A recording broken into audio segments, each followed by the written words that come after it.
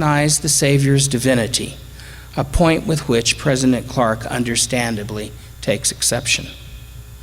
President Clark did, however, express particular interest in the Codex Bezae, another 5th century manuscript which offers not only a Greek text but also a Latin translation. It is thought to represent a whole different manuscript version known as the Western type, for which I have long theorized a possible descent from texts originating near Ephesus, where the apostasy was for a time held at bay by John and bishops ordained by that apostle, and which therefore may be freer of some corruptions and interpolations. Other Greek manuscripts of the New Testament are of later date. It is difficult to say which, if any, of these hundreds of later texts, with their corruptions or deficiencies, accidental changes, and deliberate changes, may have influenced late Renaissance scholars translating the New Testament into the vernaculars of their respective nations or churches. These Byzantine manuscripts are often fraught with erroneous readings. There are a great many of them due to the concerted copying efforts by the Greek Orthodox Church in the Middle Ages. For this reason, they are sometimes categorized as the majority text. It is erroneous to assume that because they are referred to by the term majority, this constitutes evidence of a correct approach. Rather, they represent simply the most frequently surviving and most popularly used type in medieval Greek Orthodoxy. The very real antiquity of some papyrus fragments and manuscripts of the New Testament provides clear evidence that much of the text of the New Testament is quite sound.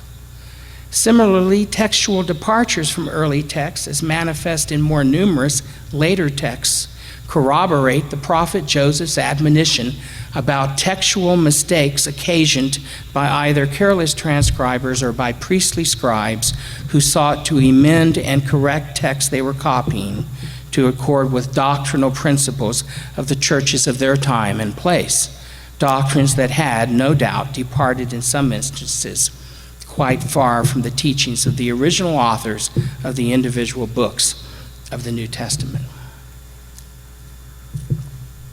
The process of translation is also rife with the potential for mistakes and problems. Many of these difficulties derive from the simple truth that a particular word does not always mean the same thing to different persons. Moreover, in almost all languages, there are words that inherently possess multiple meanings. In such cases, a translator is faced with the choice of selecting which meaning to render into the language he is translating into. And of course, it is virtually impossible to find a word in another language that will share all the multiple meanings of the original word. For this reason, the translator must make a selection of meaning. Even more problematic is the challenge of rendering idioms or colloquial expressions into another language. In these situations, one-to-one correspondent translation of each word into an equivalent word in the other language never works. Such idioms are extremely common. Could we render into another language word for word and still convey proper meaning? English idioms such as, "I am going to run to the store," when we really mean drive, or "I am going to catch a nap." Common speech is filled with such idiomatic phrases. New Testament Greek is no different, and word-for-word translation often fails to convey actual meaning.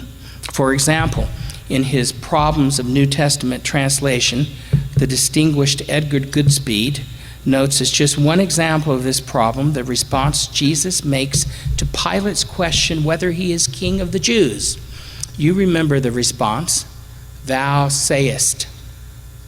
As translated, the phrase seems to suggest evasion of the question.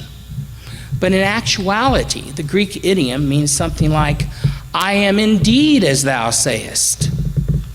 Not an evasion, but a direct and emphatic response by the Savior, attesting to his own identity. When Greek New Testament writings, were read in Latin-speaking congregations, on the spot, extemporary translation was generally provided. As time passed, many congregations made their own written Latin translations. By the 4th century, there were almost as many versions of Latin translations as there were congregations. Jerome is said to have exclaimed, "Tot enim sunt exemplaria paene quot codices." There are almost as many versions as there are copies. These old Latin translations were varied and disparate in their renderings. To resolve the endless discrepancy of variant readings, in 382, Pope Damasus commissioned Jerome to provide a standardized Latin translation, opening New Testament writings to Western populaces.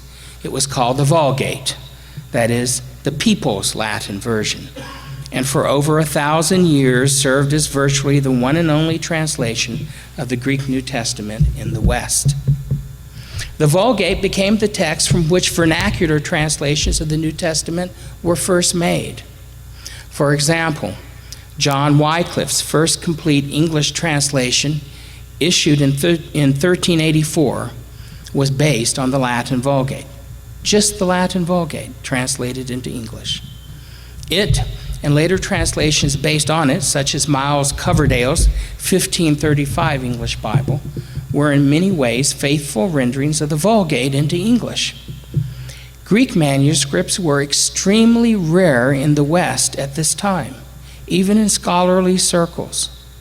Not until the work of the Dutch Catholic scholar Erasmus, in using several late antique and medieval Greek manuscripts to construct a synthesis Greek text from which the well-known Textus Receptus, or received text, derived 2 generations later, were scholars versed in Greek able to provide vernacular translations. Translations such as Luther's German translation that Joseph Smith enjoyed, or the Protestant martyr William Tyndale's English translation first issued in 1526. The Vulgate-based translations of Wycliffe and Coverdale and Tyndale's translation of the Textus Receptus were employed to fashion an English Bible for use in the Protestant Church of England. Published in 1539, it was first called the King's Bible in honor of Henry VIII, but was later known as the Great Bible. 30 years later, a few revisions were made to its text, and it reappeared in 1568 under the name the Bishop's Bible. This Bible became the basis for the King James Bible. The mode of translation for the King James, or the authorized version, was different than we might expect. There was, in fact, no cover-to-cover translation. The text of the previous Bishop's Bible was thoroughly examined.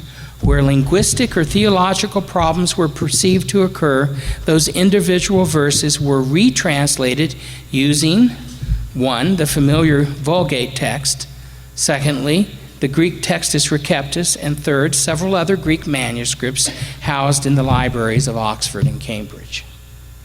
While some attention was devoted to upgrading the style of language throughout, no cover-to-cover translation by King James bishops and scholars took place. Instead, the emphasis was on correcting problematic passages so that a volume theologically compatible with the doctrines of the Church of England, and therefore readily usable in its congregations, could be available. In Why the King James Version, President J. Reuben Clark compared the strength and weaknesses of this translation with recent modern translations, modern in 1956. His conclusion was that despite certain doctrinal and translation problems, the King James Version remained the text of preference, not the least reason for which was its elegant language, which had become almost a language of the sacred, and importantly, the idiom used in the scriptures of the Restoration. As President Clark wrote, "Could any language be too great, too elegant, too beautiful, too too majestic and too divine-like to record the doings and sayings of Jesus the Christ. His expressed desire for the level of language respectful and appropriate to